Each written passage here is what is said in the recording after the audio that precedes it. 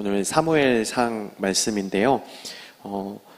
사무엘상 그 당시를 한번 잠깐 설명을 드릴게요. 사무엘은 우리가 이제 마지막 사사라고도 합니다. 우리 이제 여호수아 다음에 사사기, 그리고 사무엘상하, 이렇게 사사 시대가 끝나고 이제 왕이 세워지는 이제 왕정 시대가 사무엘상부터 시작되는데, 사무엘은 이제 마지막 사사로서 이제 또 왕정 시대를 또 새롭게 열어가는 그런 인물로 이제 등장을 하는데요. 사무엘상에 처음에 어떤 내용이 나오냐면, 사무엘 이전의 어떤 지도자인, 그리고 사무엘의 스승이기도 한 엘리라는 사람이 나옵니다.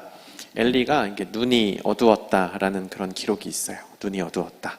이게 시각이 좋지 못했다라는 의미도 있겠지만, 진정한 의미는 무엇이냐면, 사사조차도 눈이 어두워서 그의 귀가 막히고 눈이 가리워져서 하나님의 말씀을 잘 듣지 못했다.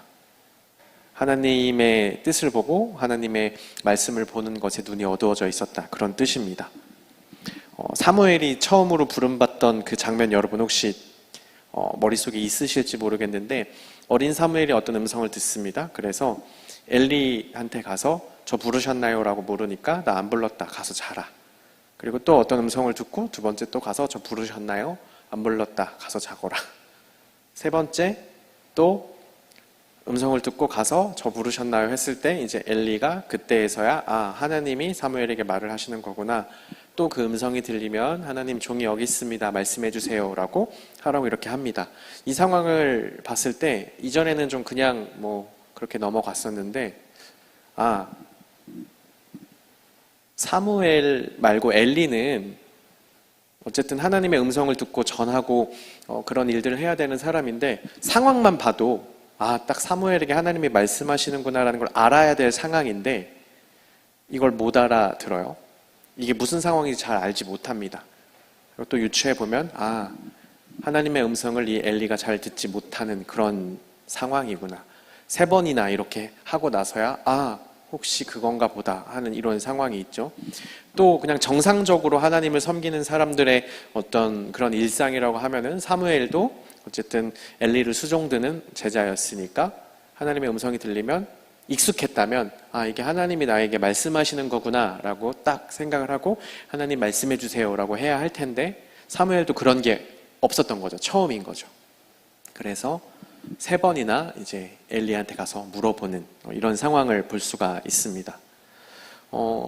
이것을 볼 때 엘리도 그렇고 당시 어렸던 사무엘도 그렇고 이 시대가 정말 하나님의 말씀에 완전히 어둡던, 귀가 닫히고 마음이 닫혀서 하나님의 음성을 듣지 못하던 그런 시대였구나라고 이렇게 파악을 할 수가 있습니다. 여러분은 어떠세요? 여러분 말씀이 좀 잘 들리십니까? 너무 돌직구인가요? 여러분 어떠세요? 말씀이 좀 잘 들리십니까? 저는 이제 설교자로서 분명한 책임감이 있어요. 제가 기본적으로 뭔가 그날의 설교가 잘 전달되지 않고 뭔가 말씀이 잘 막혔다면 제 1원인은 무조건 나에게 있다라는 그런 생각을 하고 있는데, 신대원에 처음 들어가서 이제 3년간 이제 신학 훈련을 하고 목회 훈련을 하면서 갑자기 이제 1, 2년 후에 갑자기 설교를 하게 되는 상황에 놓입니다. 어떨 것 같아요? 갑자기 한 내년에 아니면은 한 10월쯤부터 이력서를 쓰거든요. 이제 신학을 이제 한 학기 그리고 2학기에서 중간고사 정도까지 배웠는데 갑자기 한 12월부터 갑자기 설교를 해야 되는 그런 상황이 생겨요. 그래서 마음이 너무 불안해서 저는 설교 수업을 진짜 많이 찾아 들었어요. 전공 수업에도 물론 설교 수업이 있지만 그 외에 개설되는 설교학 교수님들이 개설하시는 많은 설교 수업을 찾아 들었습니다. 또 사역을 하면서 가장 큰 기쁨을 느낄 때도 말씀을 전할 때이고, 가장 큰 부끄러움을 느낄 때도, 그리고 가장 큰 좌절을 경험할 때도 역시 말씀을 전할 때입니다. 나에게 있어서 부족한 게 참 많지만 그 중에서 정말 부족하다라고 느끼는 게 또한 말씀 전하는 것이에요. 그래서 공부를 더 할 마음이 있는데, 이제 석사 박사를 계속 할 마음이 있는데, 나는 공부를 더 한다고 하면은 이제 예배 설교학에서 설교학을 더 공부해야겠다라는 그런 마음이 있습니다. 그만큼 책임이 크다고 생각하기 때문입니다. 잘 준비할게요. 그런데 그런데 이제 듣는 자에게도, 들으시는 분들에게도 어느 정도의 이제 들을 귀가 필요한 것입니다. 여러분 어떠신지 모르겠어요. 잘 들리는 말씀의 함정이라고 혹시 들어보셨어요? 네, 이 말씀 너무 잘 들려. 이것에 함정이 있는데, 하나님의 음성이 정말 딱 잘 들리는 그런 경우도 분명히 있겠지만, 이게 내가 너무 공감이 가고 너무 동의될 때, 그게 때로는 하나님의 음성이 나에게 잘 들렸다기보다, 이거 내가 평소에 딱 생각하던 거랑 딱 맞아. 그러니까 내 주장과 내 가치관과 내 생각에 딱 부합할 때, 그게 나에게 귀에 잘 걸치고, 여기에서 또 우리는 은혜 받았다라는 생각을 하기도 합니다. 여러분, 귀에 잘 걸친다라는 말 혹시 익숙한 말이세요? 대중음악 같은 거를 만들 때 훅을 잘 만들어야 한다라는 그런 말 혹시 들어보셨어요? 요즘 킬링벌스라는 말도 좀 있던데, 귀에 딱 걸치는 그런 가사, 멜로디를 만들어야 그 음악이 좀 성공한다라는 그런 의미인데, 내 귀에 잘 걸치는 게 무엇인지 한번 여러분 생각해 보세요. 하나님의 말씀을 들을 때, 아니면 세상의 조언을 들을 때, 세상에 좀 그래도 성공한 선배들의 말을 들을 때, 아니면 좀 대단하다는 사람들의 말을 들을 때, 내 귀에 잘 걸쳐지는 거는 어떤 겁니까? 하나님의 말씀입니까? 아니면 또 다른 소리입니까?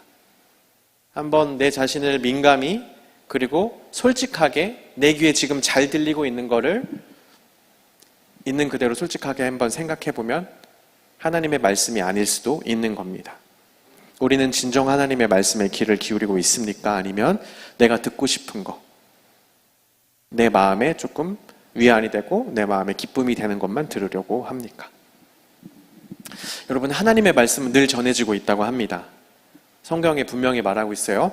하나님의 말씀은 늘 전해지고 있기 때문에 하나님께서 듣지 못해 돌이킬 수 없었다라고 핑계할 수 없을 것이라고 분명히 말씀하십니다.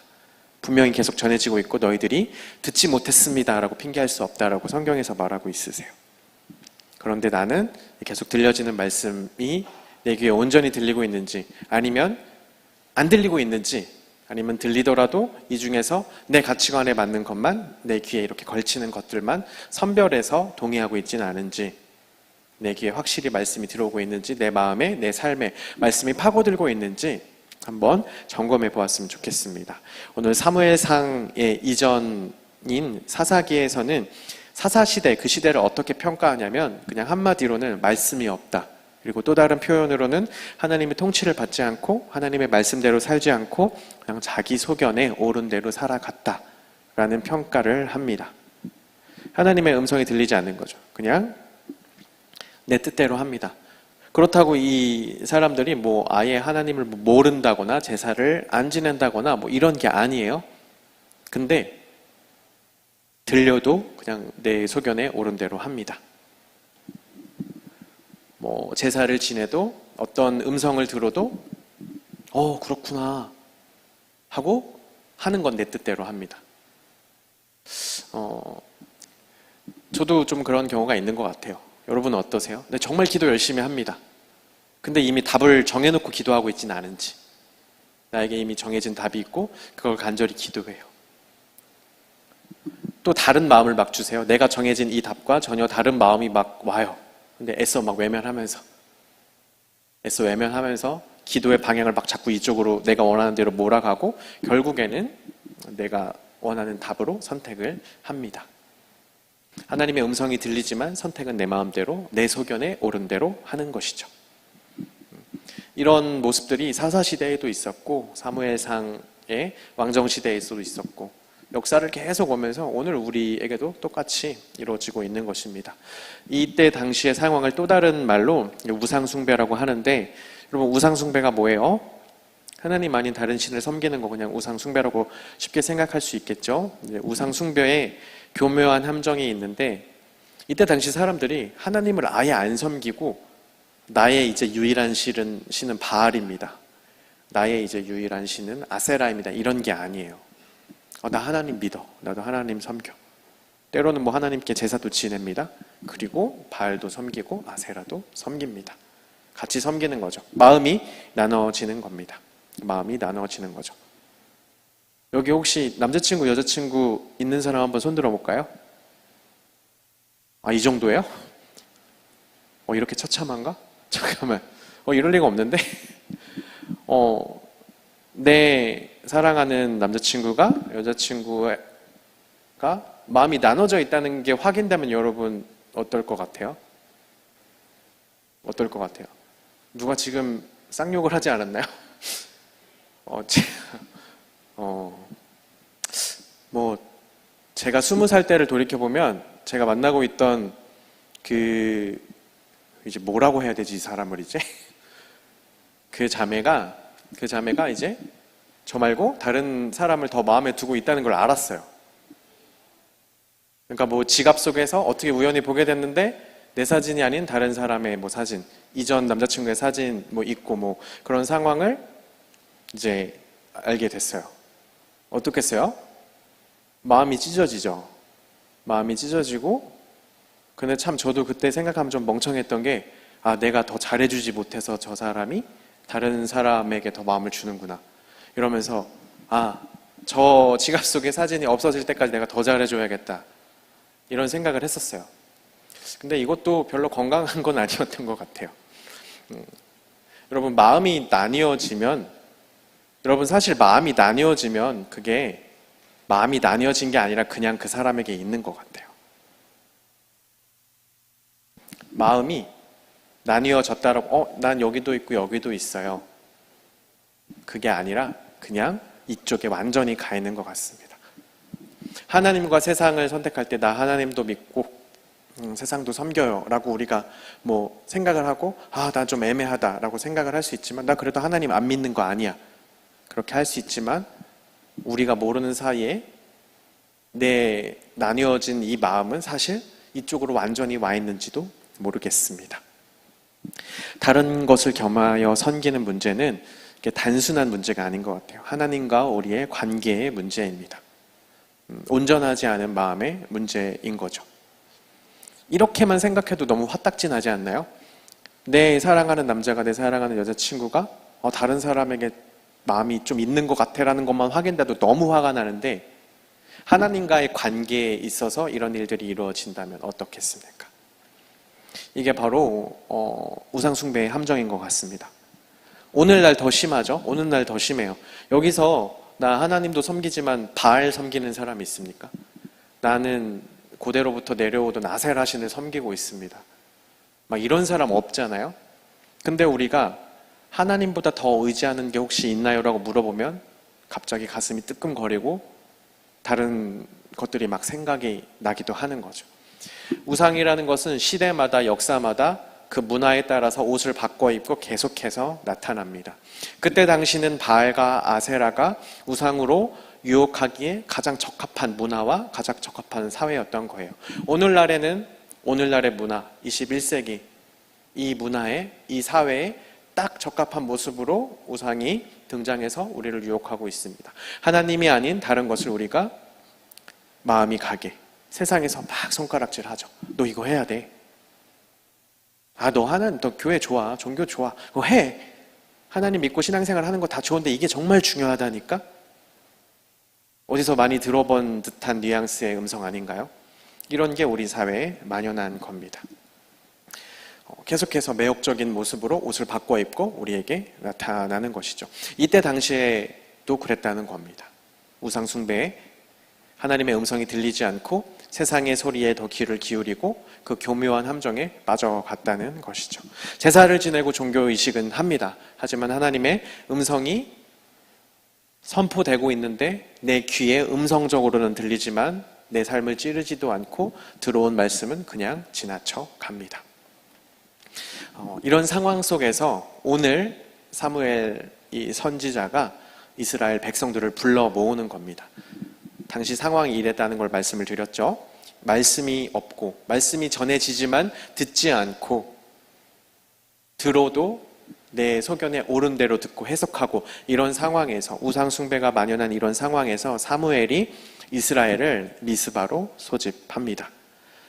여기는 이제 망대, 파수대라는 어떤 그런 의미가 있는데 성경 속에서 민족이 소집되는 경우가 이제 몇 경우가 있어요. 출애굽한 이스라엘 백성들이 시내산에서 소집당합니다. 소집이 돼요. 거기서 하나님의 율법이 수여가 되고 너희들이 내 언약을 잘 지키면 내 소유가 될 것이고 거룩한 백성이 될 것이고 제사장 나라가 될 것이다 라는 이런 약속이 이루어집니다.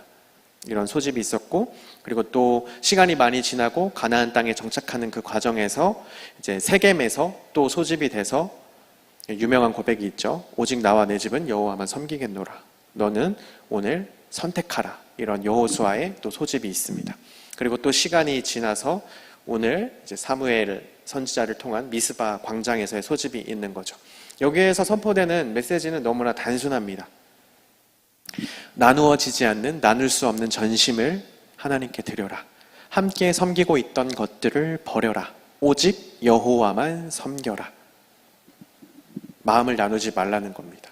함께 섬기고 있는 것들을 버리라는 겁니다. 그리고 제사를 어떻게 지내냐면 좀 특이하게 지내요. 물을 막 쏟아 붓습니다. 물을 제물 삼아서 쏟아 부으면서 제사를 드려요. 쏟아 붓는다라는 것은 애통하는 마음으로 지금 내 모든 것을 다 쏟아 놓겠다라는 그런 의미입니다. 내 몸과 마음을 나누지 않고 이 시간 이 자리에 다 쏟아 붓겠습니다. 내 전심을 드립니다 라는 의미입니다. 그리고 그만큼 간절함을 담아서 드리는 예배인 거죠. 여러분, 간절함이 있으십니까? 간절함이 있으세요?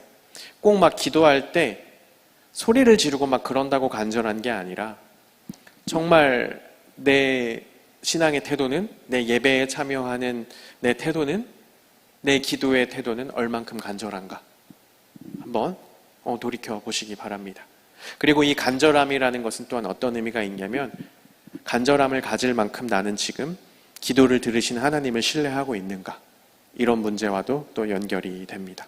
사도행전에 보면 10일간 간절히 이 제자들이 기도했다라는 그런 내용이 있어요. 10일 동안 간절히 기도하니까 이제 성령이 또 내려오시고 또 역사들이 일어나기 시작했다는 그런 기록이 있습니다. 여러분, 10일간 간절히 기도해 본 적도 사실 우리가 없지 않나요?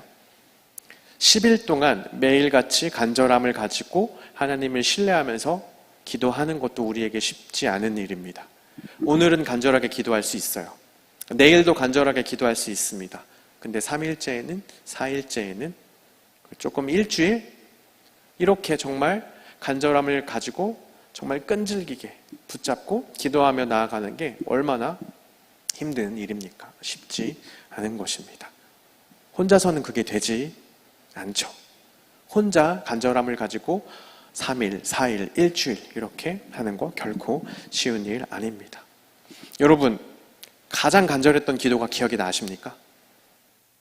그래도 나에게 있어서 내가 이때만큼은 정말 간절하게 기도했다라는 그런 순간들이 조금 떠오르세요? 있으실 거라고 생각을 해요.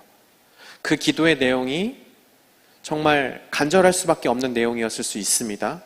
하지만 그때를 정말 잘 돌아보면 내가 그만큼 하나님을 잘 신뢰하던 그때에 하나님께 더 간절히 기도합니다. 여러분, 아무리 중요한 사안이어도 기도할 수밖에 없는 내용이라 해도 기도 안 해요. 기도 안 합니다. 간절함이 없고 하나님을 그만큼 신뢰하지 않으면 아무리 기도할 수밖에 없는 상황이라 할지라도 기도 안 합니다. 제가 아는 분이 그런 얘기를 하셨어요. 목사님이신데 정말 기도할 수밖에 없는 그런 일인데 목사인데도 기도가 안 나오네요. 기도해야 하는데 기도할 수밖에 없는 상황에서도 기도가 안 나오네요. 기도가 이렇게 어렵네요 라고 솔직하게 말씀하셨던 게 기억이 나요. 여러분, 기도라는 것, 간절함을 가지고 나아간다라는 거 참 어렵습니다. 작은 일에 기도하지 않으면 큰 일에 당연히 기도하지 않습니다. 세상적인 기준이나 가치로 볼 때, 우리의 신앙의 기준으로 볼 때 이것 가지고 기도하기엔 좀 그래 라고 생각할 수도 있죠. 근데 작은 것, 아주 세밀한 것 하나 기도하지 않는 사람은 큰일이 닥쳐도 기도하지 않습니다. 평소에 훈련되지 않으면 큰일이 닥쳐도 결코 기도하지 않아요. 상황이 생겨서 막 몰려서 기도할 수는 있지만 그 간절함이 하루, 이틀, 3일 가지 않습니다. 그 상황이 지나가면 원래대로 다시 돌아오고 그 간절함은 잠깐의 감정의 충동이었다라는 것을 나중에 깨닫게 됩니다. 그래서 우리는 작은 일에도 내 전심을 드리고 하나님과의 관계에 있어서 내가 하나님을 이만큼 신뢰한다는 것의 표현으로 간절함을 가지고 기도를 하며 나아가야 하는 것입니다. 사무엘은 이런 사람이었습니다. 사무엘은 부르짖는 사람이었어요. 민족의 죄를 대신 회개하는 사람이었습니다. 나와 상관없는 일이다라고 여기지 않고 그것을 나의 일로 여기고 우리 속에 나를 발견하면서 기도했던 사람입니다. 사무엘이 자신의 직무를 이렇게 얘기합니다. 백성을 위해 민족을 위해 여호와께 부르짖겠다. 내가 기도하기를 쉬는 죄를 범하지 않겠다라고 사무엘 말을 합니다. 진정한 기도란 이런 겁니다. 물을 바닥에 막 다 쏟아붓듯이 마음을 쏟아부으며 나누어지지 않는 온전한 마음으로 온전한 전심으로 기도 가운데 나아가는 겁니다. 나와 상관없어 보이는 일을 위해서 부르짖을 수 있을 때, 나와 전혀 하등 상관없어 보이는 일을 위해서도 내가 간절함을 가지고 기도할 수 있을 때, 그때 우리의 삶에 진정한 기도의 지경이 열리고 간절함의 지경이 열리는 것입니다. 사무엘이 이런 촉구를 하는 겁니다. 나누어지지 않는 온전함, 몸과 마음을 다하여서 하나님만을 섬겨라. 겸하여 섬기던 것들 버려라. 이렇게 말을 합니다. 참 감사한 것은 여호와만을 섬기라 라고 선포했더니 회개하고 우상을 파괴하고 여호와만을 섬겼다라고 이렇게 기록이 되어 있어요. 그때 참 재밌는 일이 생겨나는데, 재밌는 일이라고 하면 좀 그런데, 블레셋 사람들이 착각을 합니다. 막 사람들이 다 모이니까, 이스라엘 민족이 다 모이니까, 아, 얘들이 지금 전쟁을 준비하는구나 하면서 이제 포위를 해요. 갑자기 모여서 막 으쌰으쌰 막 하니까 전쟁을 준비하는구나 하고 포위를 합니다. 그리고 갑자기 기도하다가 민족이 회개하다가 블레셋으로부터의 위기에 처해요. 믿음의 결단에는 이런 일이 반드시 생겨납니다. 여러분이 정말 간절함을 가지고 어떤 믿음의 결단을 하고 이제 내 삶을 정말 돌이켜야 하겠다라고 할 때 여러분 삶에 갑자기 생각지도 못했던 일들이 막 터지면서 나를 흔드는 그런 일들 경험하셨죠? 그렇지 않나요? 내가 정말 귀한 결심을 하고 정말 이래서는 안 되겠다. 내가 정말 이러면 안 된다. 하고 간절함을 가지고 저 이제 정말 하나님 붙들겠습니다 라고 하고 곧바로 내 삶에 뭐 오해가 생긴다든지 안 좋은 일이 생긴다든지 내 삶을 뒤흔드는 일이 생깁니다. 오해가 생기고 억울한 위기가 생겨나는 것이죠. 여러분 그때 이것을 꼭 기억하십시오. 하나님께서 나에게 주시는 기회라는 것을. 내가 지금 하나님께 더욱더 간절히 나아가고 내 삶의 방향이 정확히 맞아 떨어지려고 하니까 방해 세력들이 나를 이렇게 뒤흔드는구나. 더 간절히 하나님께 부르짖어야 하는 겁니다. 갑자기 생긴 오해와 위기 속에서, 블레셋의 위기 속에서 사무엘은 어린 양을 잡아서 온전한 번제를 드렸다라고 합니다. 이 온전한 번제라는 것이 무엇일까요? 형식이 정말 딱딱 맞아 떨어졌을까요? 제사를 지내야 하는 번제로서의 규정을 진짜 딱딱딱 다 지켜서 이것을 온전한 번제라고 했을까요? 아닐 겁니다. 물론 규정은 지켰겠죠. 하지만 그보다 더 중요한 의미는 무엇이겠습니까? 마음을 나누지 않고 정말 전심전력을 다해서 하나님께 집중하며 제사 드렸다, 예배 드렸다라는 의미일 것입니다. 제가 아는 지인이 예배를 드릴 때 이렇게 하신대요. 어느 순간 좀 나이가 많으세요. 나이가 많으신데 예배가 집중이 안 되고 몇십 년 동안 몇십 년이라고 하기에도 또 그래요. 한 50년 이상을 신앙생활을 해오셨으니까 좀 참 집중이 안 되는 거죠. 늘 똑같은 예배, 늘 같은. 여러분 지금부터 한 20년 후를 여러분 생각해 보세요. 이렇게 똑같이 막 이렇게 흘렀다고. 근데 그분이 예배에 집중이 잘 되지 않으니까 어느 날부터 이렇게 했대요. 예배 1시간 전에 예배당에 도착해서 주보가 있잖아요. 주보가 먼저 나오니까 그날 성경 본문을 일단 다 외우신대요. 저처럼 막 13절, 14절 이러진 않으셨나 봐요. 그 교회는. 이렇게 한 3-4절, 한두 절 이렇게 하셨나 봐요. 일단 말씀을 다 외우시고 그날 주보에 있는 찬양들도 한 3-4번씩 다 불러보시고 그리고 그 모든 것을 다 하시고 이제 예배에 집중하기 위해서 기도에 들어가시면서 그렇게 1시간 동안 예배를 준비해 보셨대요. 여러분, 은혜 안 받겠습니까? 하나님을 이렇게 하는데 안 만날 수가 있을까요? 만날 수밖에 없는 겁니다. 전심전력으로 하나님만을 섬기기로 정말 준비해서 내가 할 수 있는 최선의 것으로 다 준비할 때 하나님께서 들어주시는 거죠. 제가 아는 분이 또 미국에 공부하러 간 아들을 만나러 또 미국으로 이렇게 가셨대요. 그래서 아들과 함께 예배를 드리러 갔는데 이제 뭐 당연히 언어가 안 되니까 아무리 영어 선생님이라고 하셨어도 이제 70세 할머니셨거든요. 그러니까 좀 잘 들리지는 않으시더래요. 예배에 딱 시작을 했는데 이제 이 아드님이 궁금해서 물어보셨대요. 어머니 어떻게 예배는 좀 잘 들으셨어요? 좀 어렵지는 않으셨어요? 오늘은 너무 은혜 받았다고 막 이렇게 얘기를 하시더래요. 어머니가 국어 선생님이신데? 약간 이런 생각을 하시면서 어머니 그게 들리셨어요? 막 그렇게 물어보셨더니 들리진 않는데 단어들, 어쩌다 하나씩 들리는 단어들, 성경 말씀은 있으니까 성경 본문과 내 귀에 들리는 영어 단어들 한두 개를 들으면서 하나님께 집중했더니 그래도 은혜를 주시더라고 그 70세 할머니께서 고백을 하시더래요. 여러분, 진정한 마음으로 전심전력으로 마음을 쏟아놓고 사력을 다할 때 언어조차도 뛰어넘습니다. 나누어지지 않는 마음, 온전하게 딱 집중해서 하나님께 드릴 때 하나님께서 그 은혜를 허락해 주시는 것이죠. 이런 이스라엘 백성들이 결국에는 이 위기를 이겨냅니다. 하나님께서 도우셔서 블레셋과의 전투에서 승리하게 하세요. 그곳에 이제 돌 하나를 세우고 이제 에베네셀, 하나님께서 도우신다라는 뜻으로 그 이름을 붙입니다. 그 자리가 이제 에베네셀이 되는 거죠. 여러분 많이 들어보셨죠? 도움의 돌 에베네셀. 근데 그 자리는 하나님께로 돌이키기 이전에 하나님과 우상을 겸하여 섬기던 곳이었습니다. 어떻게 보면은 패배의 장소죠. 트라우마의 장소, 그런 곳입니다. 근데 하나님께 전심전력을 쏟아놓으니까 실패의 자리, 패배의 자리, 트라우마의 자리가 이제 승리의 자리, 새로운 시작의 자리가 되었습니다. 우리 삶에서 많은 패배를 경험합니다. 많은 아픔을 경험하죠.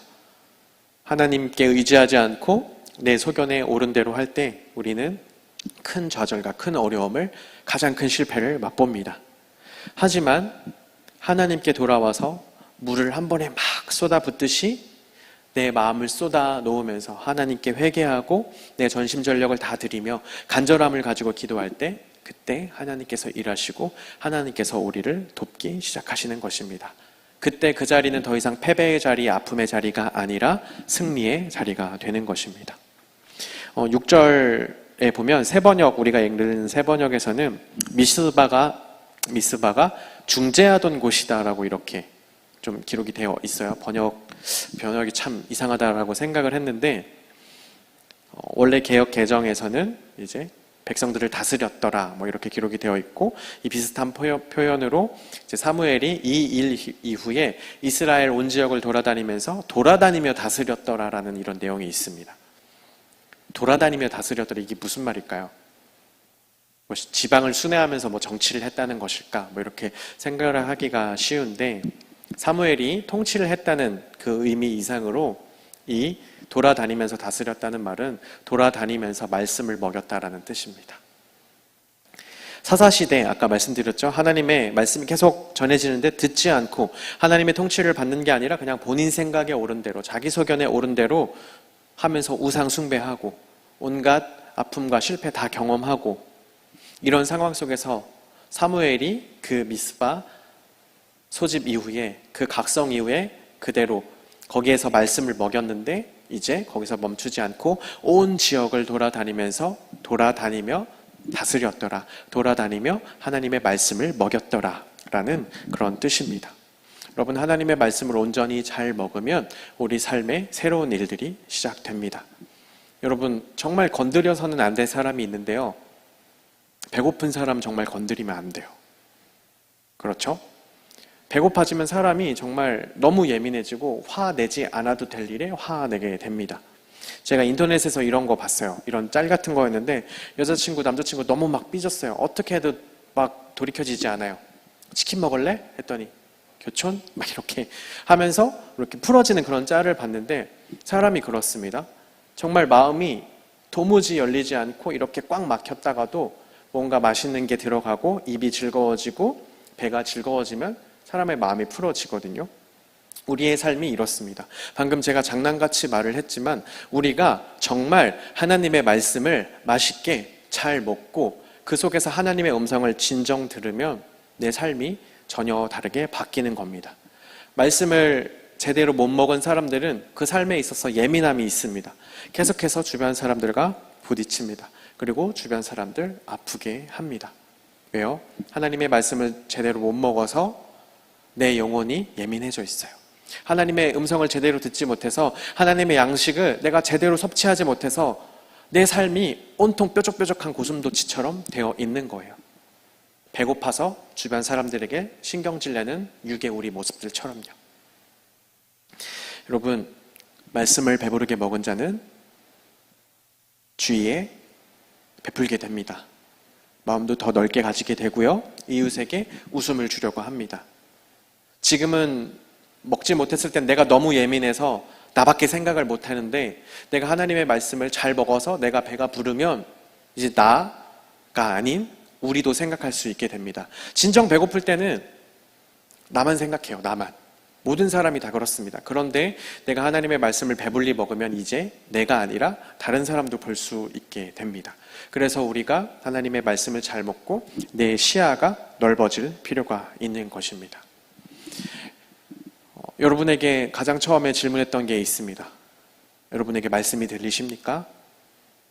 그리고 또 이렇게 질문해 볼 수 있겠네요. 여러분 말씀을 배부르게 드시고 계십니까? 여러분 여기에서부터 우리의 삶의 새로운 시작이 허락되는 것입니다.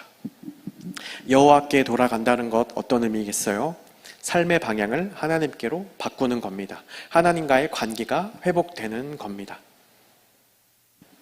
하나님만을 예배하게 되는 겁니다. 나누어지지 않는 전심으로 하나님께 나아가는 겁니다. 그것의 시작이 무엇이냐? 하나님의 말씀을 먹는 것이고 간절함을 가지고 하나님께 기도하는 것입니다.